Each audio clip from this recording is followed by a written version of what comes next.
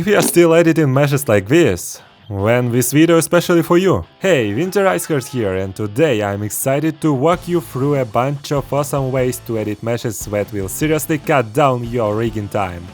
Spoiler, it's not just the automatic mesh generator.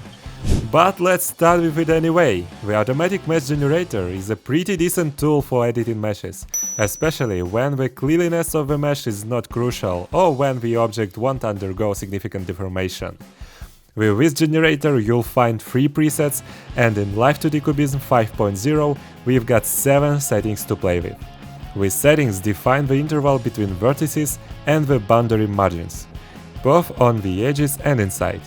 Now here's the thing. When it comes to intricate movements like facial rigging, having a small interval between vertices at the edges is crucial to prevent lines from breaking. Unfortunately, the automatic mesh generator doesn't always nail this requirement. For situations like this, Live2D Cubism offers a fantastic tool, stroke mesh mapping.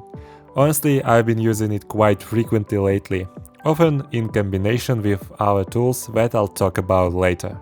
Stroke mesh mapping is a game changer. You literally get to draw a path and the program generates a mesh for you. You can tweak this mesh in so many ways. Want it smoother? Add more key points. Need to adjust width and intervals? You got it. You can even fine-tune the number of vertices in the mesh width. Once you've drawn a mesh, you can continue it by holding the Shift key and drawing a new line. To confirm the mesh, press Shift plus E. Honestly, I think this tool doesn't get the spotlight it deserves in mesh editing for line work. Let's change it. But hold on, Winter. We've drawn this Stunning mesh along the borders. But what about the inside? Draw it all by hand? You might wonder. And I'll say yes. Well, almost. Now we can either manually place key vertices or once again use stroke mesh mapping to draw a mesh for the important lines on the layer. After that, connect all vertices with AutoConnect. And here comes my second favorite tool, Add Points. With it we can simply drag the mouse over empty areas to add missing vertices and automatically connect them to the nearest ones. Wait, there is more. Let's talk about the 4Division button. It adds one new vertex between each pair of old ones. It might not play well with stroke mesh mapping, since it can flood your mesh with unnecessary vertices. But feel free to experiment and create something like this. Take a look.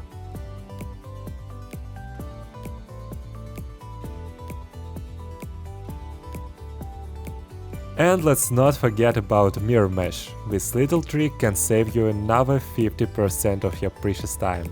Just ensure your model is perfectly centered on the canvas and you're good to go. In the end, it's all about your personal style in mesh editing. My goal here was just to introduce you to these tools, so you're aware of them and can mix and match, making your rigging process more comfortable and enjoyable. The power is in your hands. I hope these tips on mesh editing add some value to your creative process. Go ahead, dive in, and make your art stand out. Thanks for hanging out with me, and until next time, keep creating. See you around!